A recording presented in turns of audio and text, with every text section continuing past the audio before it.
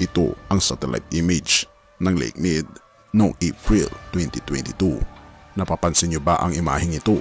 Ito ay larawan ng isang bangka sa gitna ng Lake Mead at ito ang itsura ng bangka noong September 2022. Ang Colorado River ay big deal para sa mamamayan ng Estados Unidos at kung ating mapapansin, ito ang pinagkukuhanan ng katubigan na malaking porsyento ng United States of America na ngayon kung ating mapapansin ay lumilitaw na ang matinding krisis ng kawalan ng tubig sa ilog na ito dahil ang dating ilog ay tila baga disyerto na sa panahon natin ngayon. Ngunit bakit napaka-importante nito na pag-uusap? Ngunit paano nito maapektuhan hindi lamang ang Estados Unidos kundi ang bansang Pilipinas at maging ang buong mundo pag ang ilog na ito ay natuyo? At stay tuned kaibigan kung ano nga ba ang nakakatakot na bagong discovery ngayon patungkol sa Lake Mead. Atin itong pag-usapan mga kaibigan. Noong 1922, nagkaroon ng agreement ang 7 states sa bandang southwest ng United States of America para paghati-hatian ang 1,450 miles na tubig ng Colorado River sa 7 estado ng United States of America. Ito ang agreement na tinatawag na Colorado River Compact. Ngunit kung ating mapapansin, mga kaibigan, mula noong 1922 ay patuloy sa pagtaas ang bilang ng populasyon sa 7 estado na kumukuha ng tubig sa Colorado River. Ngunit ang ulan ay kakaunti lamang. Dumadami ang tao, ngunit kumukunti ang tubig sa Colorado River. At ang mga tao ay sobrang natatakot na paano na lamang kung mauubos ang tubig sa Colorado River. Ito rin ay isang banta sa ekonomiya ng United States of America. At maging ang presidente ng United States ay nababahala sa problemang ito dahil walang ibang pagkukuhanan ng tubig maliban sa Colorado River. At ang nightmare na ito ay nagsimula mula nung panahon ng 1900s na ang kinatatakutan nila ay talaga namang nangyayari na sa panahon natin ngayon. At ito nga kaibigan, nangyayari na. At ang sobrang kinatatakutan ngayon ay paano maapektuhan ng krisis na ito hindi lamang ang United States kundi maging ang buong mundo at maging ang ating bansang Pilipinas. Ang Lake Meads mga kaibigan kasama ng Colorado River ay pinatayuan nila ng iba't ibang klase ng dam. Kasama na dito ang Grand Canyon Dam na nagbibigay ng napakalaking enerhiya sa buong Estados Unidos. At ang dalawang malalaking dam na kabilang sa Lake Mead ay talaga namang napakalaking asset lalong-lalo na sa southwest part ng United States of America dahil tumutulong ito hindi lamang sa produksyon ng tubig na iniinom ng mga tao kundi maging sa enerhiya.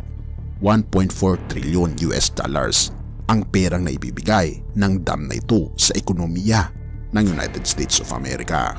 At kahit na isa sa 2 dam ng Lake Mead ay mamamatay dahil wala ng tubig na pumupunta dito ay talaga namang magkakaroon ng napakalaking impact hindi lamang sa southwest part ng United States kundi maging sa United States of America at syempre maapektuhan din ang buong mundo at maging ang Pilipinas.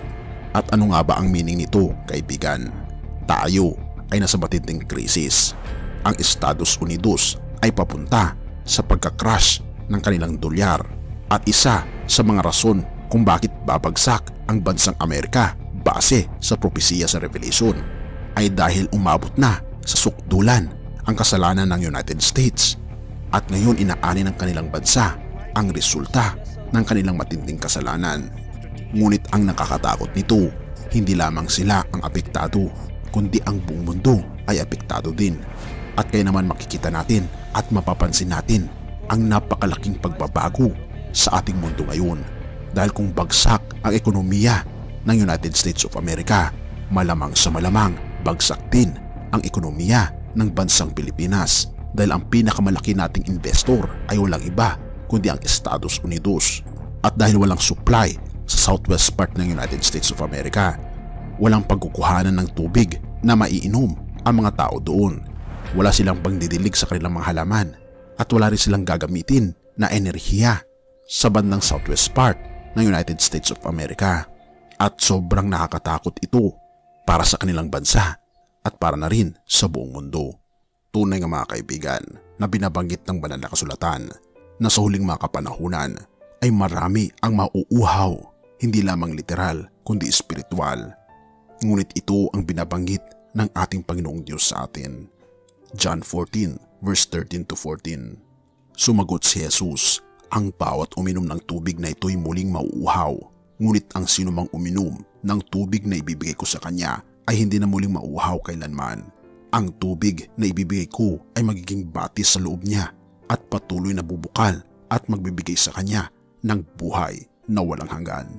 Tunay nga mga kaibigan, ito ang binabanggit ng ating Panginoong Hesus sa atin na kahit na mawala ang tubig sa buong sanlibutan, kung tayo ay nasa ating Panginoong Hesus, magiging sigurado ang ating iinuming tubig na binabanggit sa Isaiah 33 verse 16. Siya'y tatahan sa mataas, ang kanyang dakong sanggalangan ay ang mga katibayan na malalaking bato, ang kanyang tinapay ay mabibigay sa kanya, ang kanyang tubig ay sagana. Kaibigan, literal na tayo ay hindi papabayaan ng ating Panginoon. Ngunit higit sa lahat, kung tayo ay iinom sa katotohanan sa pamamagitan ng ating Panginoong Hesukristo, ay tayo ay hindi kailanmay mauuhaw sapagkat nasa atin ang ating Panginoong Hesus. At ito ang tubig na sumisimbolo sa banal na espiritu, ang pananampalataya na pwede mong ipamahagi sa ibang tao upang siya rin ay hindi mauhaw. Kaibigan, nais ng ating Panginoon na uminom tayo sa tubig na buhay na walang iba kundi ang ating Panginoong Hesukristo. Purihin ang ating Panginoong Diyos at salamat kaibigan sa iyong panonood. Tayo'y manalangin. Ama naming banal, makapangyarihan naming Diyos, kami ay humihiling sa inyo na tanggalin ang pagkauhaw po namin at nawa maranasan namin na kami ay hindi na mauuhaw sa pamamagitan ng aming pag-inom sa buhay na tubig na walang iba kundi ang aming Panginoong Hesus. Purihin ka o Panginoon naming Diyos at patawarin po kami sa lahat ng aming pagkukulang at pagkakasala sa pangalan ni Jesus. Amen.